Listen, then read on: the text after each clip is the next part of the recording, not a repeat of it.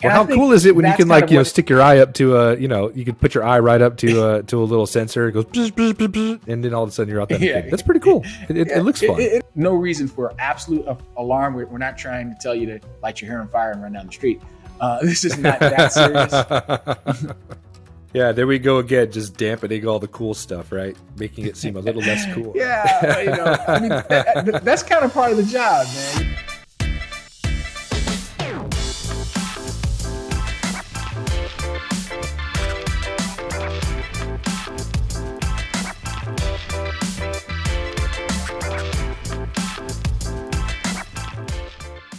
Hey, welcome back, everybody, to another episode of the Cyber Guys podcast, the cybersecurity podcast for everybody.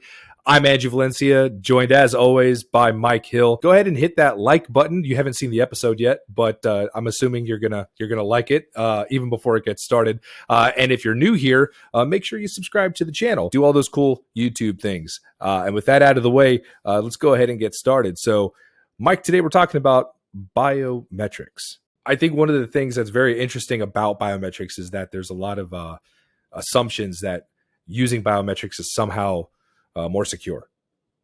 Yeah, that's my big pet peeve here. It's as if folks think it's a panacea. If we just switch everything to biometrics, then we're going to get perfect access control and maintain great security. It's the one-stop shop. And now what do you have? You have it on your phone.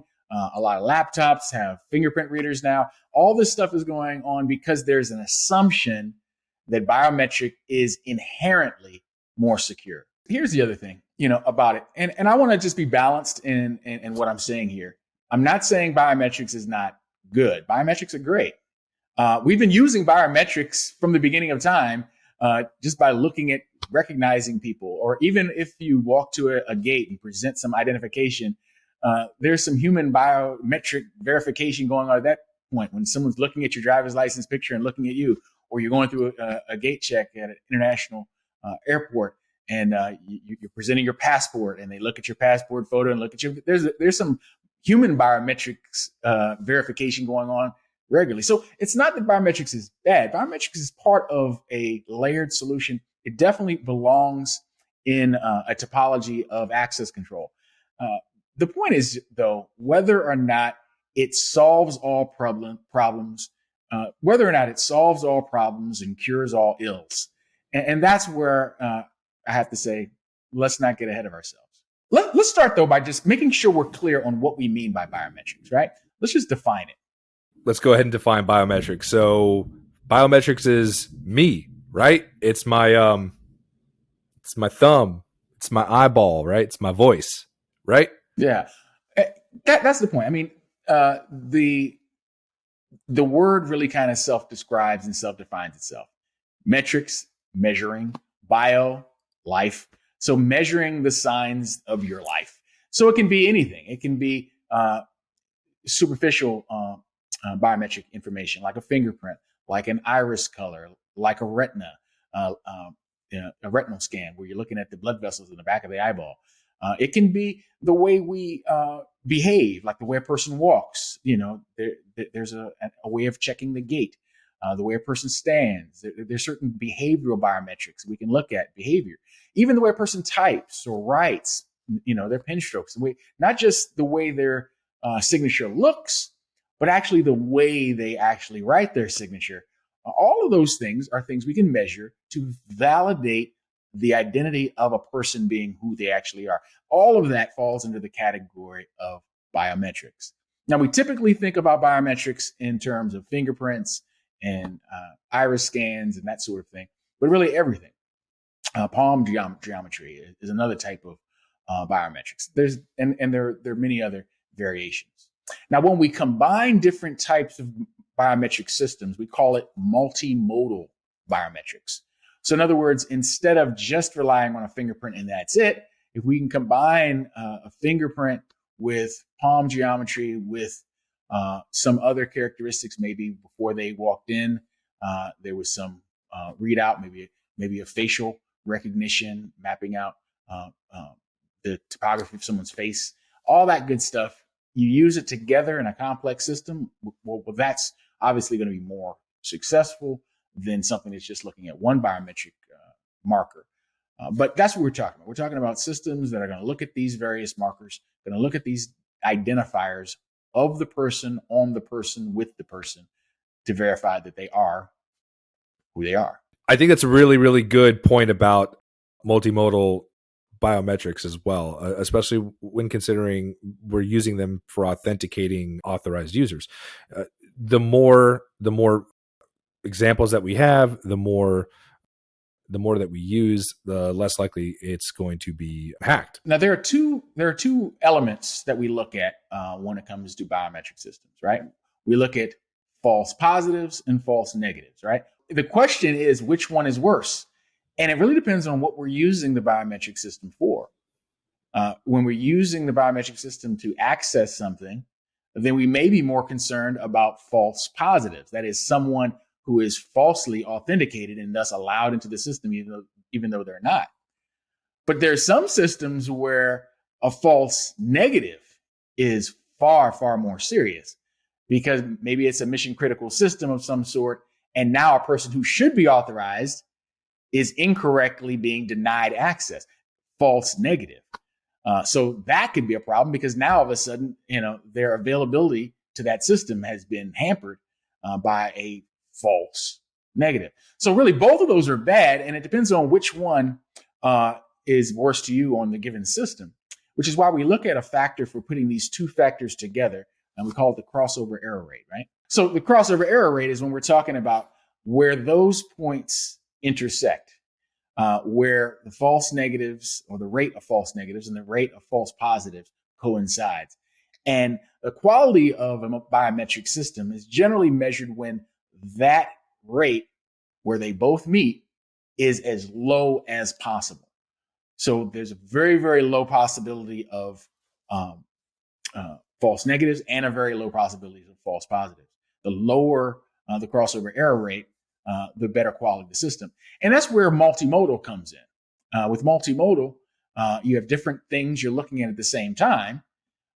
By combining the metrics, you can adjust your algorithms so that you can identify the individual by putting the information together instead of relying on just one. So maybe there was a incomplete read on one of the biometric factors, but because of the other factors brought together, it was within the margins of error anyway, and therefore we can validly authenticate based on that. So that's getting a little bit more technical than probably we need to, but that's ultimately one of the values of a multimodal biometric authentication system. But who has that on their phone? Right. Right. Generally the phone is just using your face or just using your fingerprint. It's not doing multimodal. So you either get a read or you don't. Right. And then, who's been locked out of their phone.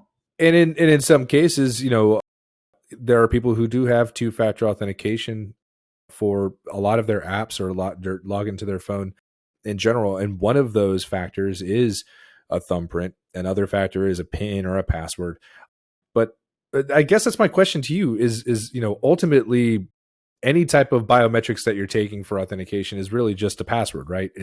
There is a scan of whatever biometric feature we're talking about, whether it be the iris, whether it be the face, voice, whatever.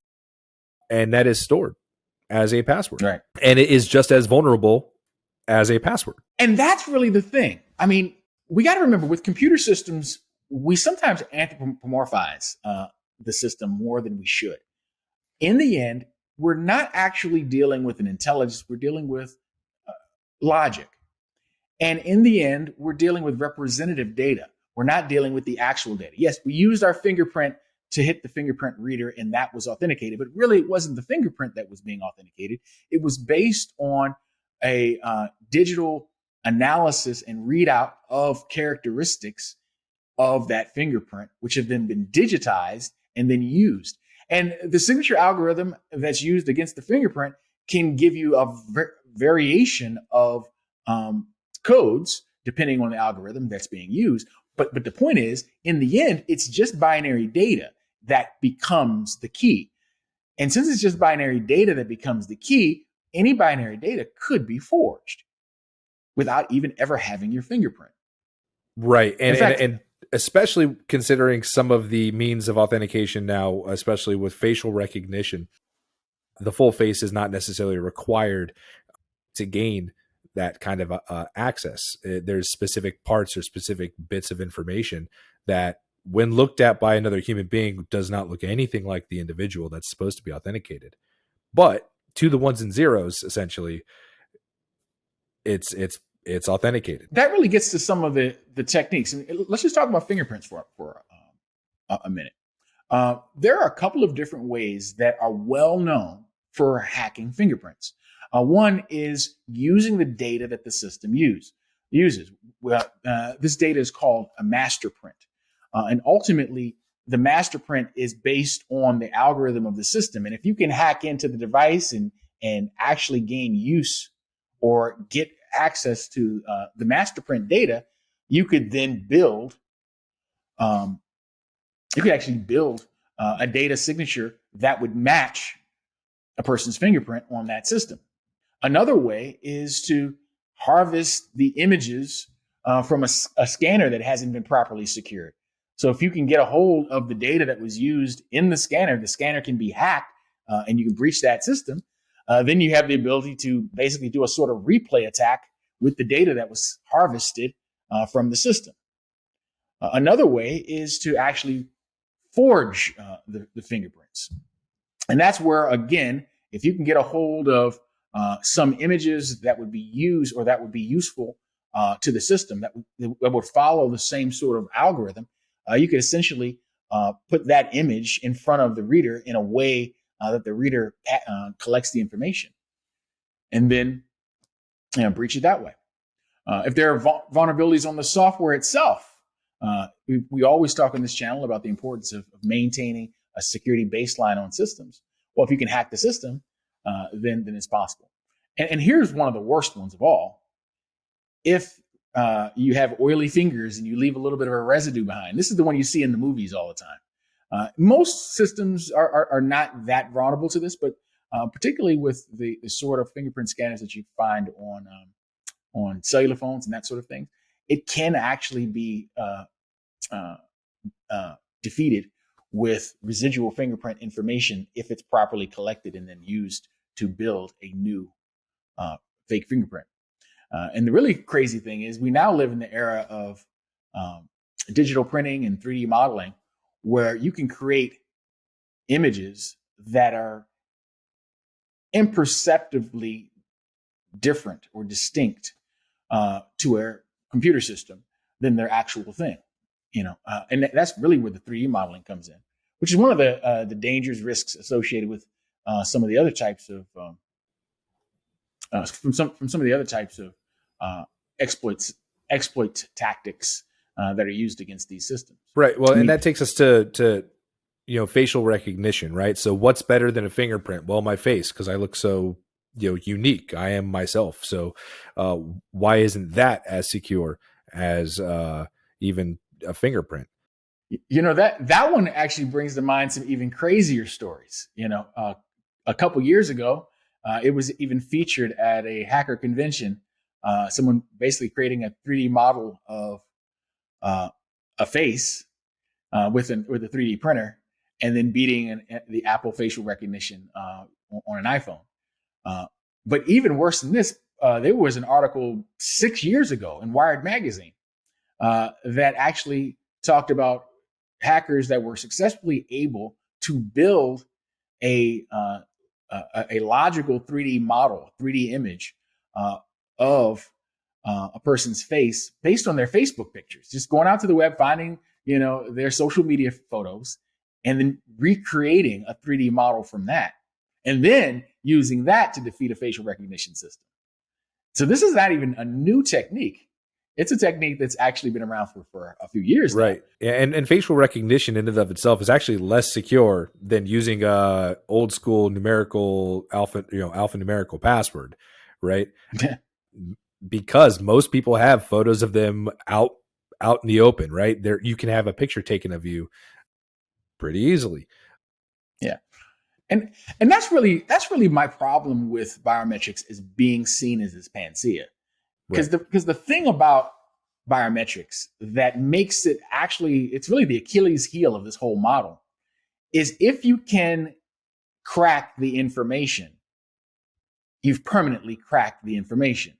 Because guess what? Your fingerprint is not changing. Your face, it can change a little bit. You can get into a horrible car accident or something, or some dramatic event. Maybe even if you gain and lose weight. Usually, most facial recognition systems use 3D topography to look at the face, and even that doesn't necessarily throw the face off. We may look in the mirror and think we look terrible and don't look the same as we used to, but most facial recognition systems would still detect the same person. But the point is, it's your face. It's your face. Your face, your fingerprint, your iris, your retina, those things don't change. If you can break those things, you've permanently been hacked until the whole models on how we use that information changes. So it's a very, very risky thing to be your only source of security. And it's a bad idea to replace it.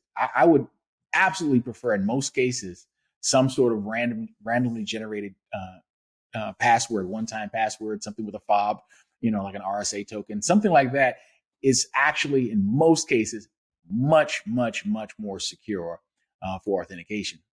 The problem is if you lose the fob, or you lose your smart card, or you lose whatever token mechanism you have, and that's the thing that causes this to be a big concern. If it gets stolen or if it gets lost and you don't have it at a critical moment, well, that's why biometrics is probably a good idea to have as part of a solution, but not your only solution. Right. Yeah. And that's why like implementing biometrics as the sole means of authentication is a pretty poor standard to maintain. That's why you have to at least look at other means of authentication, other factors, right? So we talk about multi-factor or two-factor authentication. You want to couple those biometrics with a PIN, with a password, with the OTP, with a token even. And exactly. If it's part of an overall solution, it certainly would be more viable as something that you could trust and something you rely on.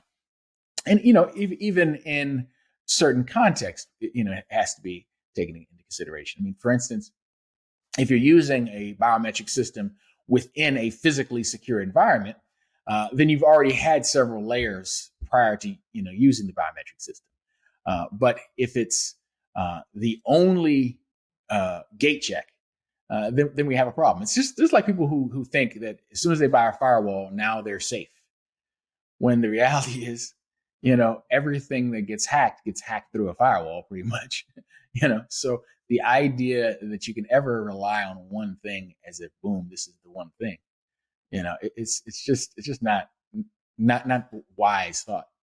But it is cool, and people do love it, I mean, the technology is cool, but being on the cybersecurity side of the house where we're implementing solutions to make systems more secure, obviously we're not going to implement biometrics as a sole authenticator, even though we've seen in the past that done, and that's a really bad example of how to implement security and multi-layered authentication. However, on the consumer side of the house, using biometrics as a sole means of authentication for your smartphones, for your laptops, for your computers is also a really bad idea as well. And I think it goes more towards how bad the technology is when it comes to the quality of scanning with smartphones. A lot of these devices have subpar scanning, right? Yeah, that's really the thing. And I think more than anything, that's what we want to really get out to our audience here is we just want to get out to our audience really the thought that most of the biometric systems that you interact with on a day-to-day basis are the lowest quality biometric systems. And they're principally given as a convenience factor, not really as a security factor. And in a way, it's almost like they're duping the public a little bit, as if to suggest that moving from having your PIN to having your face open it up or your fingerprint open it up is same security as you had before, but now you don't have to bother remembering the PIN, or, now it's easier. And that's really the mistake, I think, that is being put across to the public. The fact that it's just as good as, and it's not necessarily just as good as. It can be, particularly in a multimodal situation. But it's not necessarily. And I can tell you, just as an example that I see with my phone all the time, whenever I do a really intense workout, my fingerprint scanner is toast. It does not, it gives me false negatives all day long until I rehydrate a little bit later. And then all of a sudden it reads just fine. And that's the sort of thing it's really, one, it's irritating. It's a little bit annoying, but it just shows you the limitations and the factors that are used in deriving a fingerprint on the mobile phone. It's not a top tier biometric system. Yeah, it's really not. And because of that, it can be easily defeated. Yeah, at 100%. And I don't think it's an indictment of every single smart device that's out there right now, because there's obviously that are some that have better technology than others implemented into their devices. However, looking at just people I know who have an Android device, we talk all the time and they say, I have multi-factor authentication. I have my thumbprint and I have my facial recognition turned on. And I have to tell them, I have to break it to them like, hey, that's not two-factor authentication. That's not multi-factor. You're doing the same, you're using the same type of technology. And guess what? They're not so great, especially on a lot of the Android devices that are out there right now. Yeah. And the thing is, it reminds me, it's funny because it reminds me of that scene in The Incredibles where Edna's doing all those going through security, and it's all biometrics, right? It's an eye scan, a palm scan, Edna mode, right? It's a voice recognition. It's all of that in one little scene. And it does seem that people are convinced that is more secure than a password and a thumbprint. Yeah. Hollywood has loved biometrics for years. I mean, the idea that a biometric system is just state of the art, futuristic, authentication. They love it. And how cool is it when you can stick your eye up to you could put your eye right up to a little sensor. It goes, bzz, bzz, bzz, bzz, and then all of a sudden you're authenticated. Yeah. That's pretty cool. It looks fun. It is. It's cool. It looks fun. It looks futuristic. It seems like, wow, that's got to be really state of the art stuff.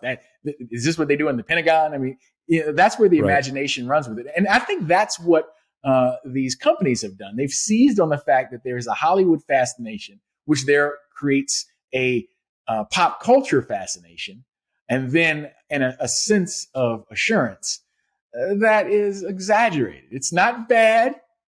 It is good, but it's not as good as the perception would lead people to believe. Well, if I can hop on my theory soapbox for a second, I think that has to do a lot with the newness of the technology as well, right? We've had passwords and PINs for 30 years. We've longer than that, right? Most people are, bored to tears having to remember a bunch of different passwords and, having them grow and link to, 16 to 20 to 25, 26, characters. Now that we have these little devices that fit in our hand that we can just look at, and all of a sudden, boom, it recognizes me. That's cool. That's futuristic. That's what, people have assumed the future would be like. And so it is trendy to an extent, I think. I do have some hope. I'm more optimistic on this than most things when it comes to our field, that, there's going to be a point where it becomes a bit old hat. And so multi-factor is going to be kind of the way ahead. And there's a lot of other means of authentication that are much more secure than biometrics anyways at this point. Yeah, it is. And as we mentioned, part of the misperception is based on an incorrect assumption that all these systems are equal. That just because it's checking a biometric marker, that it's just as good as a sophisticated biometric system. And that's not in and of itself true. There are grades of quality. It's just like passwords. You can have a password that is the word password, which is horrible. Or you could have a 20-character alphanumeric mixed case with special symbols that only you can know. And they're both passwords. One hacks like that. The other, may be virtually unhackable by a layperson, and even a government organization would have a long, difficult time breaking it down. So there are degrees of quality that we need to talk about here. I mean, the way some of these systems are, it's kind of analogous to a weak password. Is there a password? Yes, but it's kind of a weak password. It's not as strong as you might think it is. My thing is password protected. Yeah, but the password is ABC123. So is that the same as password protected with, some crazy passphrase that has every character on a keyboard? Yeah, and for far too many people, it seems to be enough for them. I mean, if you continue, just look at the most common passwords that are used. Every single year, they continue to be password 123 right up at the top of the list. And for a lot of people, hey, that's enough. And hey, it takes a picture of my face or scans my finger, and it says that I'm good to go. That's enough for me. And unfortunately, that's the constant battle that we face. That's it. So really, just to sum up, biometrics are good, but biometrics are not the one-stop shop, solve every problem. All woes are things of the past. We never need passwords. And all of that hype is exaggerated. It's not. Don't believe the hype. Don't believe the hype. It's not a one-stop shop, perfect panacea for cybersecurity. Is it part of a topology? Yes. Is it a way to take the validation of user identity to another level? Yes. In fact, we even use it in the identification of criminals and terrorists and so forth. So there is a place for biometric identification, but to think that it's the only thing you need is a very, very big mistake. Hollywood would have you believe it, but don't believe the hype. So like with most things, if it sounds too good to be true, it likely is. Mm-hmm. That's about the size of it. If it sounds too good to be true, it ain't true. Well, but it doesn't make it bad. Use your biometrics. Don't worry about it overly. Just don't think that it's necessarily the best solution. Just use more than one type. Just pick a password, do a thumbprint or a fingerprint and a PIN. Be varied in your approach. The more modes we use, the better. That's for sure. There you go. And when it comes to something like a cell phone, as long as you keep your cell phone on your person, you don't lose it. And if you lose it, you immediately turn it off and cancel it and report it. Then you kind of have two factors of authentication anyway, because possession is one of those factors. So there is no reason for absolute alarm. We're not trying to tell you to light your hair on fire and run down the street. This is not that serious. But it's also not a paradise. It's not all things to all who want security. Yeah, there we go again, just dampening all the cool stuff, right? Making it seem a little less cool. That's kind of part of the job, man. To go at the systems and make people who feel safe feel scared, and then make people who feel scared feel safe. I have a friend of mine who's a chemist, and as a scientist, they're always telling me, it's not as cool as it seems. Like there's no like one trick pony. It's not that fun. Like it's not like it is in the movies. And I definitely feel that a lot in this profession. Absolutely. You gotta, knowledge illuminates, but sometimes the light of day is not that attractive. Sometimes things look a little bit better in the dim light. Oh man, I gotta write that down somewhere. we put the light on it, and then all of a sudden it's like, a little rough. You ever go to a hotel room and just turn the lights way up? It's not necessarily ideal. There's a reason why. Even think about it. When was the last time you've been to a really brightly lit restaurant? I mean, put a real bright light on that food. Are you still going to eat it? I mean, I don't know. Most restaurants they keep the lights a little dim. Set a mood. You don't want to see things that way. You don't want to see your date that clearly. Give them some dark light. I guess that's why McDonald's. I guess you walk into a McDonald's, it's very brightly lit. So there is that. I guess for consideration, right? Yeah. It's just more work the more light you have. So we're shedding light on things, and if it looks ugly, well, now you know. Hey, it's ugly, but you know.